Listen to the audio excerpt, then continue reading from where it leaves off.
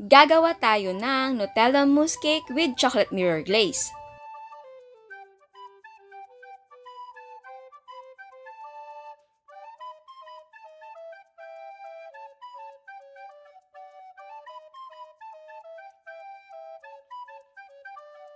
Para sa Nutella mousse natin, meron tayong Nutella, all-purpose cream chilled overnight, condensed milk chilled overnight, gelatin clear and unflavored, and hot water para sa gelatin. Para sa cake base, gagamit ako ng fudgy bar. And yes, pwedeng bumili ng ibang cake or mag-bake kayo ng sariling chocolate cake. At pwedeng gumamit ng crushed graham crackers. Sa Nutella naman, pwedeng gumamit ng ibang brand ng hazelnut spread. Para naman sa chocolate mirror glaze, meron tayong cocoa powder, water, white sugar, all-purpose cream, gelatin clear and unflavored, and extra cold water para sa gelatin. Ito naman ay optional lang, pwedeng maglagay ng toppings, meron tayong white chocolate buttons and chocolate candy balls. At syempre, kailangan natin ng springform pan.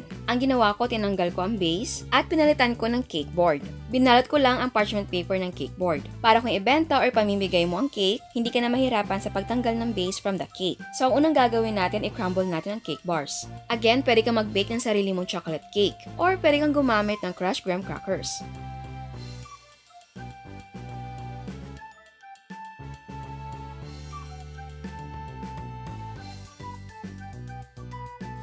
Ngayon naman, i-distribute natin ang cake crumbs evenly sa ating pan and pack it firmly.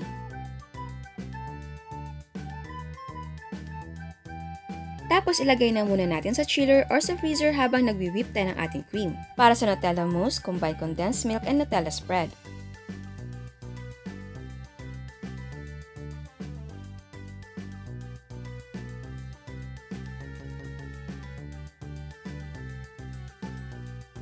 Mix well and set aside. Ngayon naman, tunawin natin ang gelatin sa hot water. Sa isang malaking mixing bowl, ilagay natin ang chilled all-purpose cream. Kung wala kayong mixing bowl, pwedeng gumamit ng stainless pot, gaya ng ginawa ko. Tapos, i-whip natin on high speed until mag-double ang volume ng size ng cream.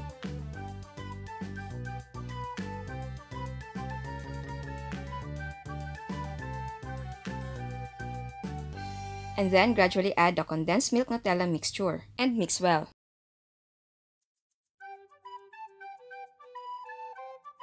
Isabay na rin natin ang dissolved na gelatin. Kapag ready na ang mousse mixture, ibuhos na natin sa ibabaw ng ating cake base. Tapos, i-chill natin overnight. At kinabukasan, kapag nag-set na ang mousse, remove the wall belt. At para hindi kayo mahirapan, pwede kayong mag-glide ng knife sa gilid ng mousse. Tapos ilagay natin sa freezer. Actually, pagkabuhos mo ng Nutella mousse sa pan, pwede mo nang ilagay sa freezer agad. Pero baka mahirapan ako sa pagtanggal ng wall belt, kaya sa chiller ko na muna inilagay until maging firm ang mousse. Tapos ilagay natin sa freezer para maging frozen. Ngayon naman, gawin natin ang chocolate mirror glaze. Combine gelatin and cold water.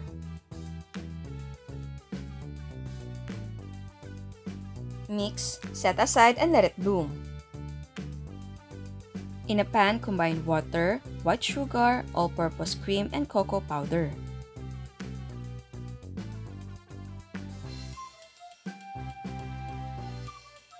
Siguraduhin na i-sift ang cocoa powder. Mix well. And let's bring the mixture to a boil.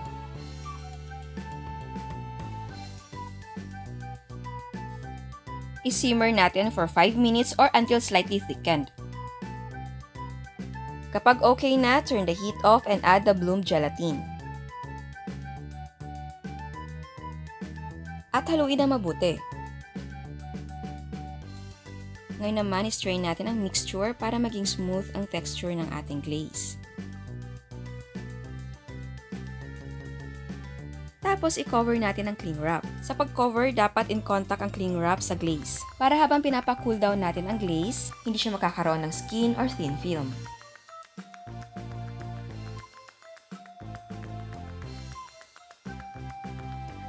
So, ipapa-cool down natin until lukewarm yung ating glaze. Tandaan, bago tayo mag-assemble, dapat yung glaze natin ay lukewarm at yung mousse cake natin ay frozen. Tapos ilagay natin ang cake sa cooling rack or ipatong natin sa any plastic container or basta naka-elevate lang yung cake. At para hindi messy, huwag kalimutan na maglagay ng plato or tray sa ilalim para pagbuhos natin ng glaze hindi kakalat. And then pour the chocolate glaze in a circular motion from the center of the cake.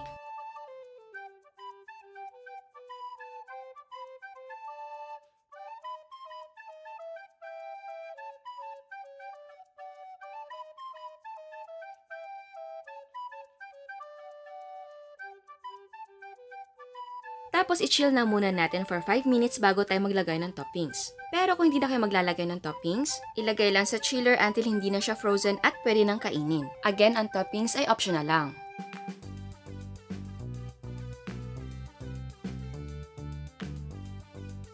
At eto na ang ating Nutella mousse cake with chocolate mirror glaze.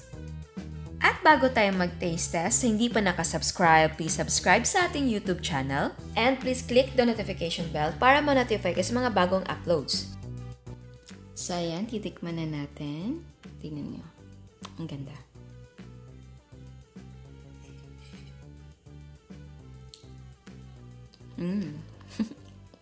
Sarap. Napakalambot, napaka-smooth ng ating mousse. Sarap. Mahilig ako sa mousse, kung alam niyo lang. Pero syempre, yung gusto ko mga mousse, yung chocolate, eto, Nutella, mango, ganun. Sarap. And of course, bagay yung fudgy bar natin sa mousse. Kasi nga, chocolate cake naman din yung fudgy bar. And of course, yung ating glaze, which is chocolate, bagay. Oh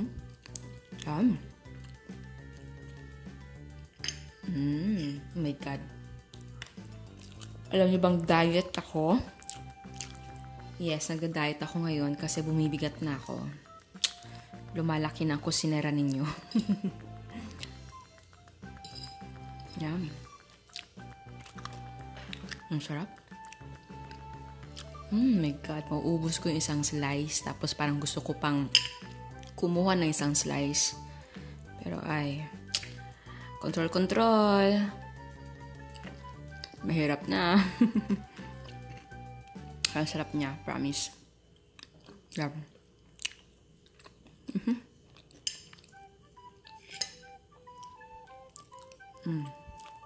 Sarap.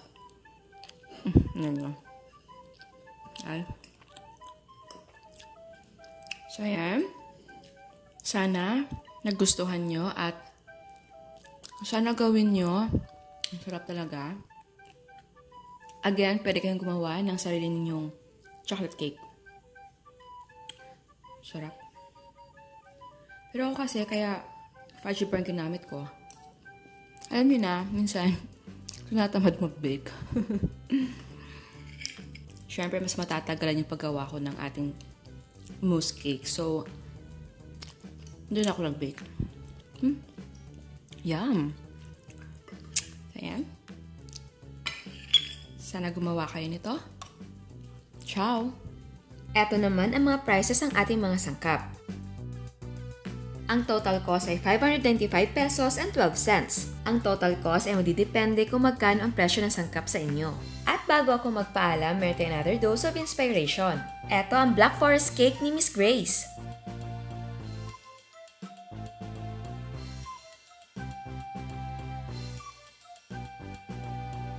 Eto naman ang ground float in a cup and ice cream roll ni Miss Desiree. Eto naman ang mga cakes ni Miss Allen.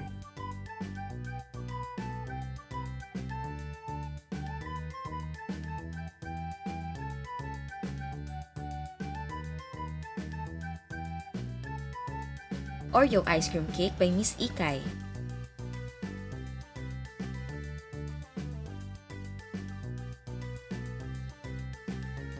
Meron siyang churros with chocolate dip.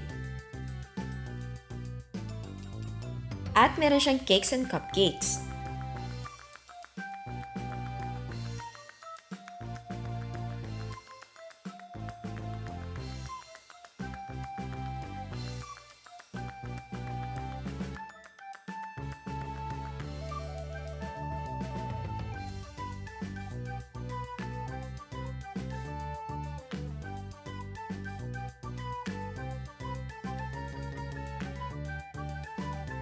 And say hello sa kanyang cute na baby.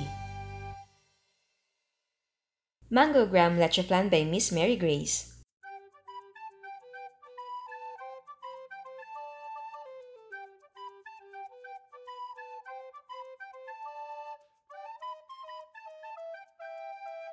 At meron din siyang cakes and cupcakes.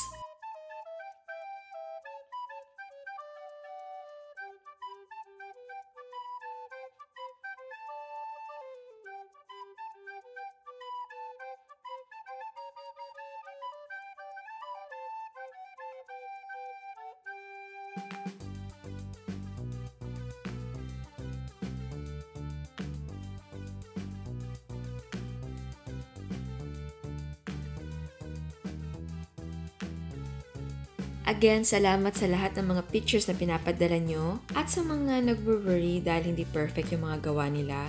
Gaya ng masarap naman daw pero may mali sa texture or masarap pero lumiit. Huwag kayong mag-alala dahil lahat tayo dumaan dyan. Pero kung determinado ka, mag-practice ka lang at observe mo kung saan ka nagkamali at makukuha mo rin yan. Again, salamat sa suporta at tiwala na pinapakita nyo. Ang dami talaga mga message na nakakataba ng puso, lalo na kapag sinasabi nyo na naging malaking tulong ang recipe sa inyo. So again, salamat at sa hindi pa nakasubscribe, please subscribe sa ating YouTube channel and please click the notification bell para ma-notify kayo sa mga bagong uploads. And please don't forget to like our Facebook page and follow us on Instagram. Thank you!